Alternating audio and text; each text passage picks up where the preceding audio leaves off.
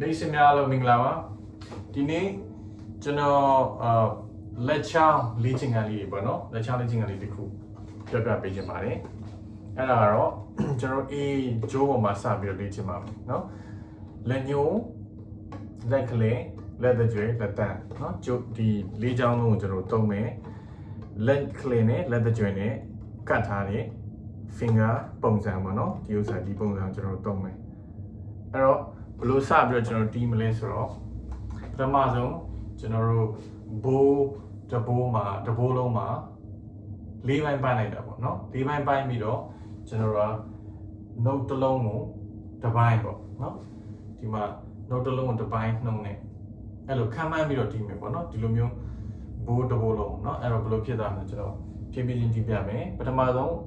A လွှတ်ကျိုးကတစ်ပိုင်းပေါ့ပြီးရင်လက်ညှိုးပြီးရင်လက်ကလေးလက်တကြွယ်အဲ့တော့လက်တကြွယ်ကျွန်တော်တို့ရောက်တဲ့အချိန်မှာဘိုးကတဘိုးလုံးဆုံးသွားပြီเนาะပြီးသွားရင်ကျွန်တော်တို့အထိုးပေါ့เนาะဘိုးပေါ့ဒီဘက်ကိုပြန်ပြီးတော့တက်မယ်အဲ့မှာလက်တန်းကနေကျွန်တော်တို့စမယ်လက်တန်းက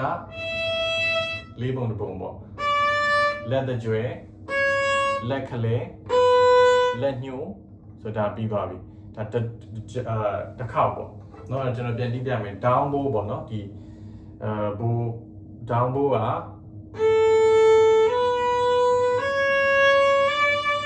bow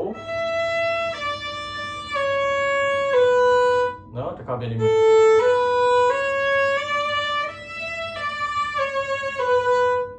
အဲ့ဒါဟိုမှာကျွန်တော်တို့က bow တစ်bow ထဲမှာနှစ်ဆမြန်အောင်တီးမယ်အဲ့တော့ note ရှစ်လုံးပေါ့နော်ရှစ်လုံးကို1 2 3 4 5 6 9 10နော်အထိုးမှာလည်းအဘိုးမှာလည်းတူတူပဲအဲ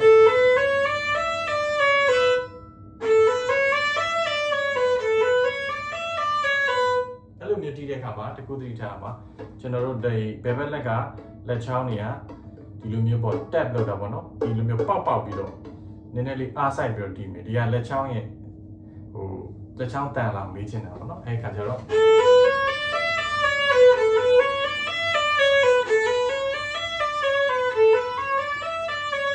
အဲ့လိုရလာပြီဆိုရင်ကျွန်တော်တို့ notes အလုံးရေအတွက်ကိုတိုးပြီးတော့တီးမယ်ပေါ့နော်အဲ့တော့ဒီထဲမှာကျွန်တော်တို့ခုနရှစ်လုံးဖြစ်သွားပြီအဲ့ဒီကနေပြီးတော့နှစ်ဆပေါ့နှစ်ဆဆိုကျွန်တော်တို့16လုံးပေါ့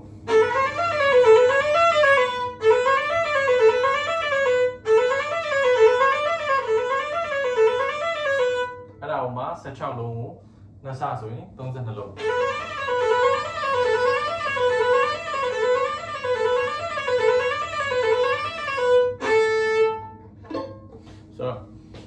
အဲ့ဒါလေးကိုကျွန်တော်လေ့ကျင့်လို့ရမယ်ပေါ့နော်အဲ့ဒါကအရင်ကောင်းတယ်ဒီလေ့ကျင့်ခန်းက